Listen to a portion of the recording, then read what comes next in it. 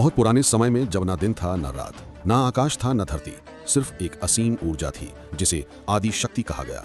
यही शक्ति सृष्टि की माता और समस्त देवों की आधार बनी।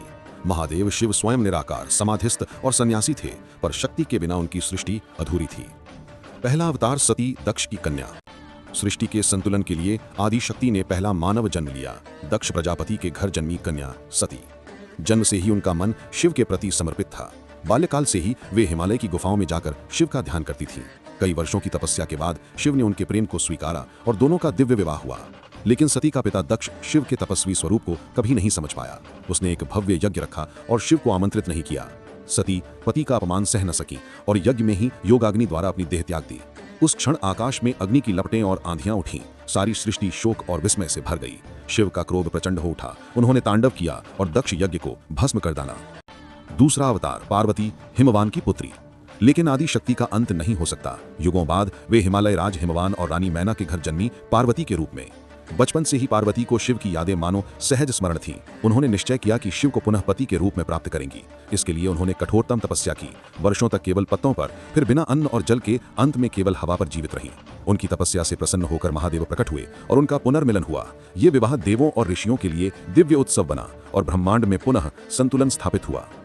असंख्य दिव्य रूप। पार्वती के रूप में ही आदिशक्ति ने समय समय पर अनगिनत अवतार लिए, जैसे दुर्गा, जिन्होंने महिषासुर जैसे असुरों का संहार कर धर्म की रक्षा की। काली, जब राक्षस रक्तबीज की सेना को कोई नहीं रोक सका तब उनका उग्र रूप प्रकट हुआ। अन्नपूर्णा, जब काशी में अन्न का अभाव हुआ तो उन्होंने स्वर्ण पात्र में अन्न वितरित कर समृद्धि दी। ललिता त्रिपुरा सुंदरी, जिन्होंने त्रिदेवों की शक्तियों को संतुलित कर ब्रह्मांड की रक्षा की।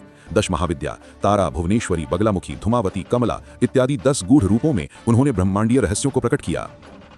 प्रत्येक रूप का उद्देश्य अलग था, कभी रक्षण, कभी पोषण, कभी संहार।